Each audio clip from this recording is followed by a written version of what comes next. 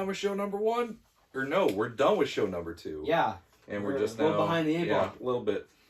Years ago, our 3 hosts began a journey together as they watched all the Ernest films and TV shows in chronological order for a podcast. It was called The Importance of Seeing Ernest. Look it up on your favorite podcast app. As that quest neared its end, our heroes were entrusted with the holy grail of all things Ernest, the binders of unmade Ernest movie ideas. Having been blessed with this sacred text from the creators and writers of the Ernest franchise, they decided to share the treasures within with the world. They formed the Ernest P. Worrell Preservation Society and will gather regularly to discuss these films that never were. They are the denizens of Denham, the excavators of Ernest. They are the Ernest P. Worrell Preservation Society. It's going to be a very table extravaganza. Comprendo? Welcome to part 2 of our ongoing discussion about Lima Beans. What is Lima Beans, you ask? Well, go listen to last Rich episode. in fiber is what it is. It's a TV project that never got off the ground involving Ernest and a bunch of assorted characters, all of which we discuss at length. You snapped out of it? On the last episode, Jason, what happened there? I think what had happened was, since you were playing Jay Giles' band before we started recording, he heard freeze frame, and he just stopped.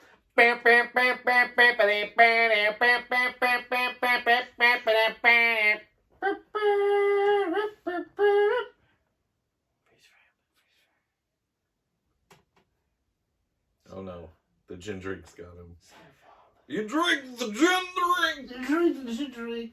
I was caught in a loop, I'm sorry. Okay. I was mesmerized by the YouTube camera. At least you weren't caught in a trap, because you can't walk out when you're in one of those, I hear.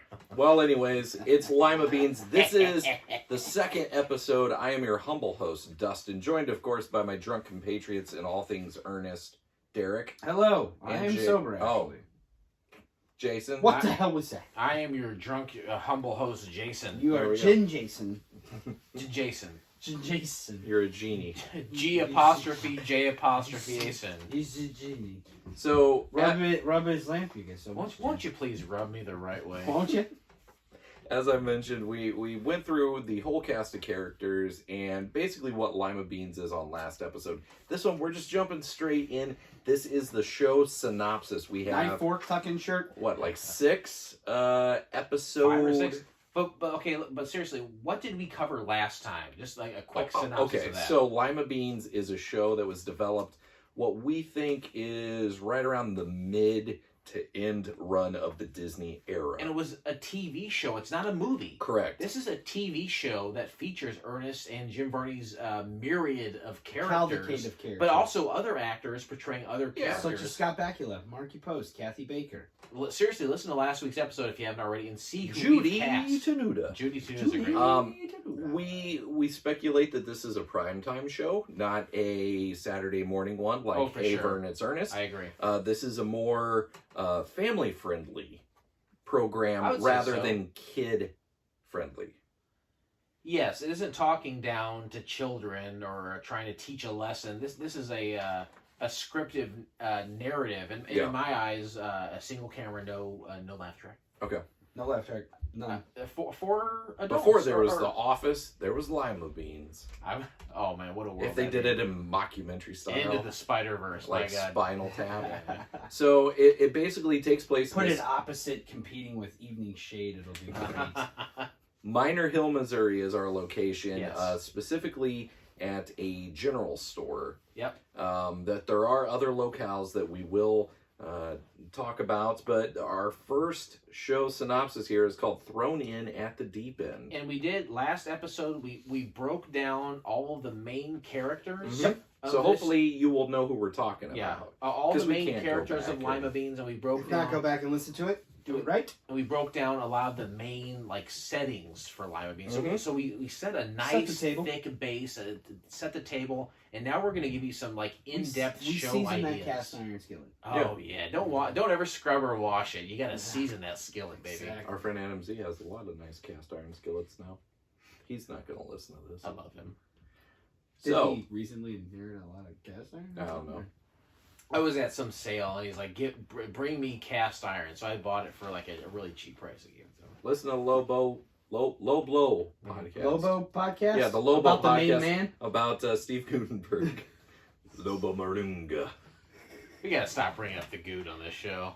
Or bitch, double down on it. Double down and start the Goots cast. The Goot Glute. The Steve Gutenberg workout podcast. Yes. How do you get an Goots ass glutes. like Steve Gutenberg? I want to find out because I'm horribly out of shape. Glutes. I did that backwards. Goots glutes. Glutes. That does sound like a Tim and Eric bit. Yeah. I'd watch it. I see I'd buy spaghetti that for $1. like, do the song similar to Good News Cigarette Juice, but So there's a handful of show ideas here, and each one has a title. Yes, thrown in at the deep end. This is our pilot. this is about drowning children.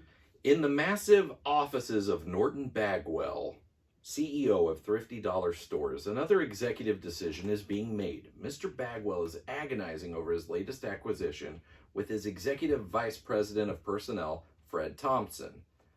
I need a real go-getter. Someone who will hit the ground running and spank this puppy.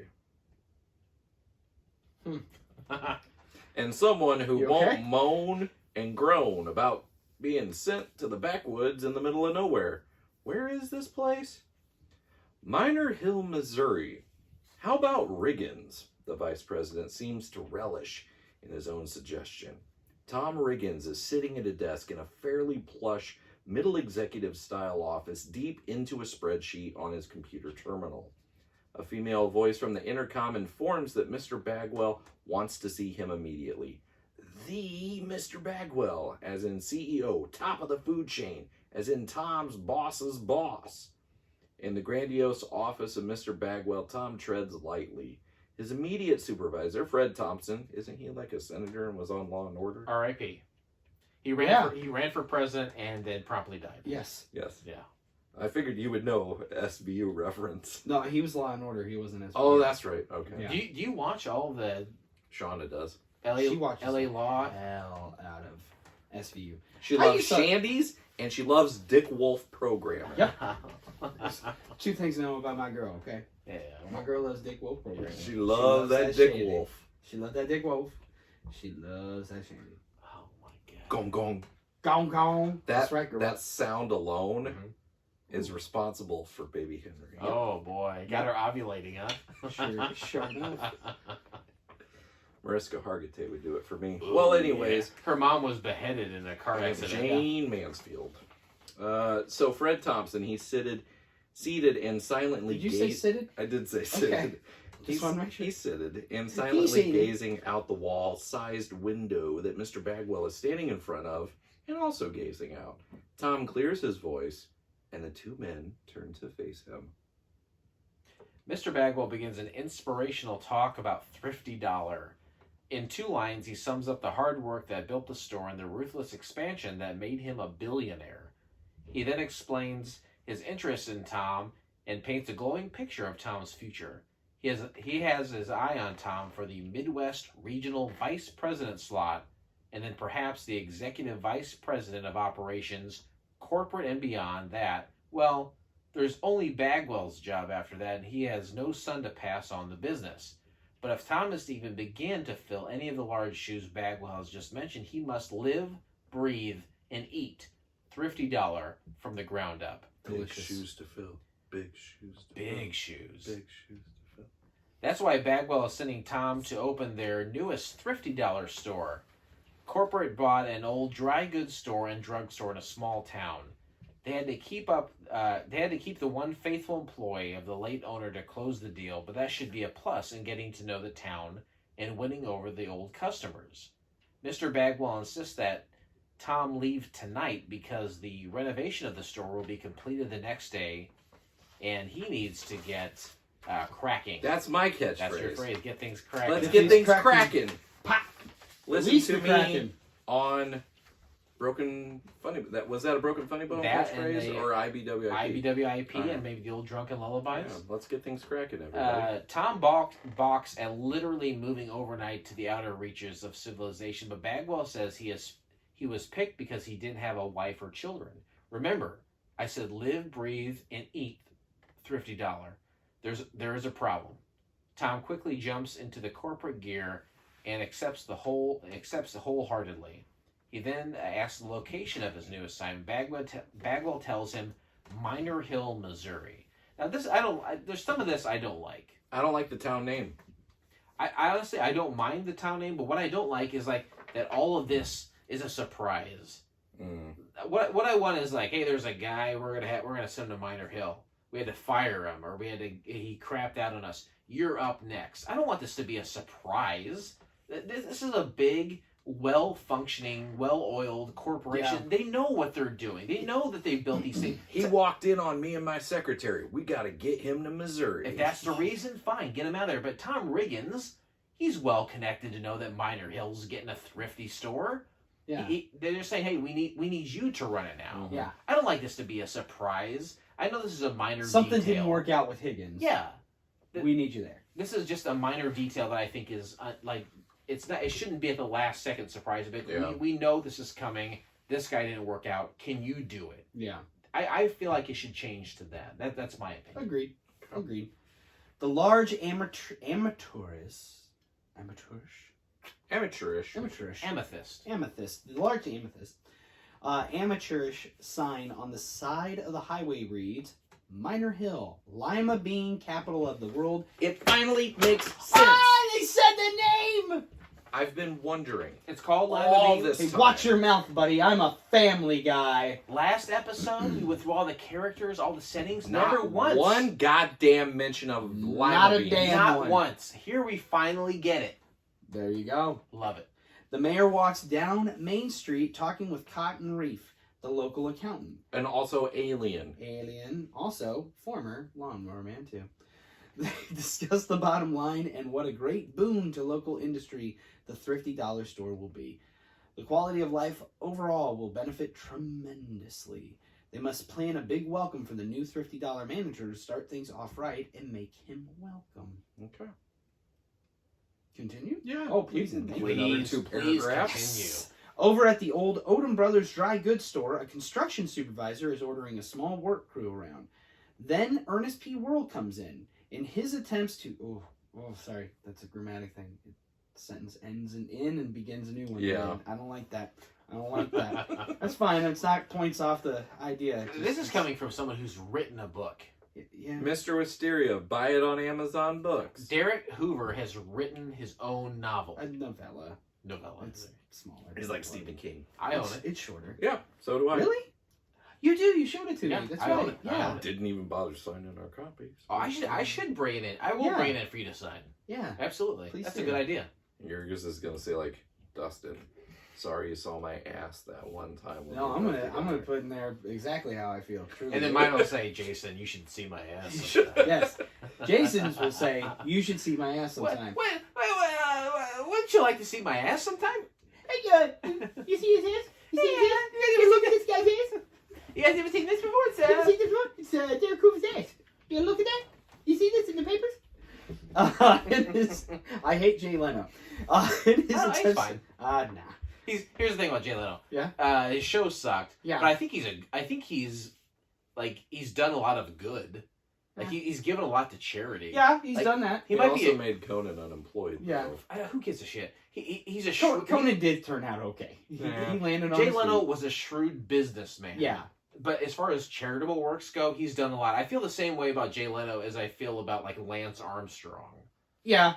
And that people might not like that. I think No. Jay Leno's done a lot of good, but the thing with Conan was shitty. But that's not his fault. That's like NBC's fault. Yeah, for allowing it. My opinion. Yeah. No, I agree with you. I agree with you. Jay Leno's done a lot of good charitable work. Yeah. You guys ever seen the charitable work I did? Yeah. You ever take a look at that? Let's go walk around the street and get some answers. Yeah. Hey, back on the street. Let's go check. Want to ask you. You guys happen to know who the president is? That's terrible. Cut that. Leave it in, please. In his attempts to help out. Why'd you turn your head away, by the way? I was looking for any Lance Armstrong documentary that I have, but I couldn't find it. Ah, damn it. It's in there somewhere. It's buddy. in there somewhere, babe. It is. Ernest almost destroys the entire store and the crew when he gets a hold of the high-powered pneumatic nail gun. That's a bad thing. The supervisor finally disarms him and throws him out. He warns Ernest that the new manager is on his way, and compared to him, he's Attila the Hun and Genghis Khan rolled into one. So there's going to be a lot of raping, and we're all going to be related to him in some small percentage. I can't wait till they go to a sporting goods store at the San Dimas Mall. Oh, Yeah, Bill exactly. and Ted. Oh, the pillaging, too. Oh, Can you imagine the pillaging? So much pillaging. Did I tell you I showed Bill and Ted recently to my daughter? Yeah, how'd that go?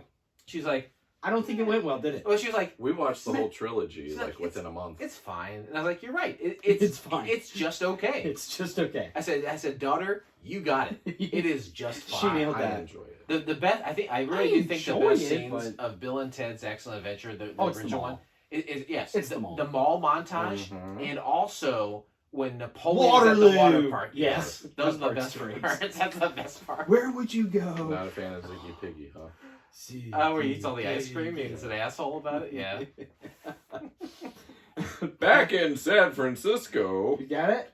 You taking this? I was just doing that. Back in San Francisco, Tom is hastily packing up his office. He takes a call over the speakerphone from his girlfriend, Buffy. Oh. Tom's got a girlfriend. Girlfriend. Sick, In California sick named Buffy. girlfriend. Yeah.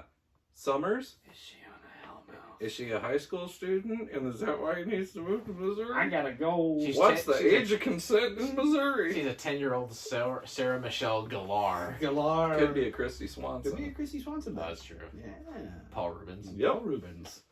She is appalled at his transfer and lets him know. Oh, thanks, She Buffy. accuses Tom of being spineless and every other wimp adjective. in the Dumper. book. Dumper. Yeah, she gotta go, man. Tom insists that he is not looking forward to the move, and that it will. God, you really need to discover commas. And that it will only be temporary. Buffy nags him until he finally blows up and blurts out that maybe this separation is just what the doctor ordered, and a blessing in disguise. Meanwhile, At the Hall of Justice, no, in Minor Hill, Missouri. under Meg Griffin's bra. Chuck and Bobby are demonstrating some state-of-the-art high-tech security systems that they feel the town should invest in. The new Thrifty Dollar store will increase the crime rate by bringing the wrong element to town and increasing the temptation for property crime. They've got out all their catalogs of crime-fighting equipment, and they're acting out how it will work for Mayor Haber. This is one of the twins that we spoke of. Yes, correct. The mayor reassures them that Thrifty Dollar will have their own security for the store and that any criminal element that the store attracts will have to be demonstrated and dealt with after the store opens and the problem really exists. Chuck and Bobby feel like the mayor is saying that the new Thrifty Dollar guy doesn't need them, and maybe he thinks they're too small time to be professional. In San Francisco, Tom is getting his ticket at the airline counter. The clerk informs him that he will fly to Kansas City, change to a smaller plane to Jefferson City, then change to an even smaller plane for the Tri-City County Airport, and after that, he's on his own. Tom begins to feel a sense of adventure in his mission to this quaint little burg. I like this pilot so far. Yeah. I like that it's not like Tom's just walking in to Minor Hill. I like that there's a setup, and he's making his trek there, Mhm. and you're getting a little setup of the characters in the town. This is good. I'm happy with it so far. Me? You got it. This is you. Over at the Burger Boy, everybody in Minor Hill is having lunch and discussing the impending arrival of the Thrifty Dollar guy. The mayor wants to plan a welcoming celebration, but everyone is turning a little ugly on the subject. Ernest is afraid the new guy will fire him. Chuck and Bobby feel like the new guy doesn't need their crack law enforcement protection. Susan over at the Burger Boy is afraid the guy might be putting in a soda fountain. So literally half of these characters we've discussed before all have reasons to dislike Tom before he even gets there. And they're all going to be in the pilot. Cards are stacked against him so far. Then Lloyd Woyle bursts in with his son Mistake. Who was not included in the cast of characters. This is a Mistake. This is a big cha-ching moment. Yes. Mistake, I think, is only ever mentioned in Family Album. He appears in Family Album, and that is it. Yeah. This is one of the very early, we're talking mid to early 80s, Jim Varney Family Album, where he does Lloyd Worrell, and he discusses his son, Mistake. Yeah. And he does it in great detail. And it's interesting to see that again here, isn't it? Mm-hmm. Lloyd had come to town to by mistake some overalls and an educational toy, only to find Odom Brothers Dry Goods is closed. Lloyd is furious and wants to skin the man who bought and closed his favorite store. Bunny Jeanette, who is the only person in town who's excited, she's just glad to have a new eligible bachelor in town, so she's planned a full frontal attack. Full frontal. Do you smell fish? You're about to. One more. Yeah, you got one more.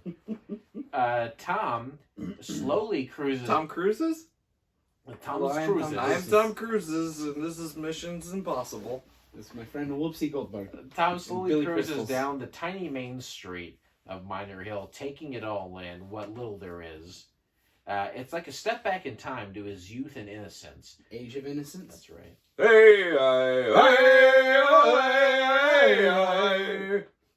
Just that beat.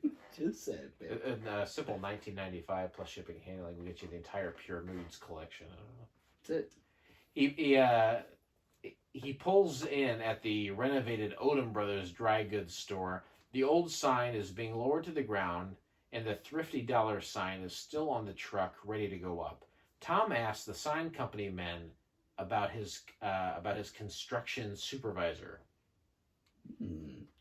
He finds him inside, staring into space with a strange, glazed look. When Tom finally gets the construction supervisor to respond, he finds him almost incoherent, frightened and desperate to leave this town. The poor babbling fool keeps referring to him as though some evil monster had been tormenting him. The scared supervisor gathers his hastily packed bag and starts to leave as Tom tries to get some more information out of him. The supervisor finally tells Tom that him is Tony's new employee, the old Odom Brothers employee. Then Ernest comes in through the rear door with a forklift truck loaded with drywall. He proceeds to knock down several walls, racks, knock one man off a ladder, and almost runs down Tom. Seems like a fitting entrance for Ernest. Absolutely. Perfect. Tom flees the store. Out front, Chuck and Bobby draw their guns and pin Tom face down in the dust. As they cuff him, shackle him, and gag him, ooh, you gotta pay good money for that sometimes. They take him down Main Street to the jail for questioning. He is a suspect in a crime committed 3 counties away. Cattle rustling. Lloyd Worrell stops them and threatens to blow Tom away with his shotgun, but Chuck finally dissuades him. Then Susan over at the Burger Boy accosts Tom and lets him know that he won't shut down the Burger Boy without a fight. Chuck and Bobby lock him up. Tom is cleared when his credentials check out, just in time to be released into the waiting arms of the ravenous Bunny Jeanette. Ooh. Wow. Ravenous. Ernest rescues Tom and takes him off to the town square to explain the town and its inhabitants. They fear change, and Tom represents change. So that's the end of our Insane. pilot. Yeah, that's the end of the first episode of Lima Do Beans. we want to read all the episodes and then discuss at the Yes. end which one is our favorite? You know what? I would say last episode we did no rating whatsoever. No. We casted the hell out of this Yes, we pilot. did. But the last episode we didn't do any ratings, and I would even say let's not do any ratings until Not the till the very end. And Because let's this is a project. This is a let's- project. let's This rate is it a as a pitch. whole. yeah, for Rate sure, it as for a sure. pitch. That's what I said. Let's not rate these individual episodes. Let's do it as a whole. All right, so before we get into our next episode, which is Thrifty Dollar Charge, we're going to say bye to you guys on YouTube. Hopefully you enjoyed this other sneak preview for this set of episodes. And stay tuned. The full episode will be out soon. Make sure you hit that like, subscribe, and notification button so you can stay up to date on all our Ernest-tastic episodes. All right, until next time, we'll see you later.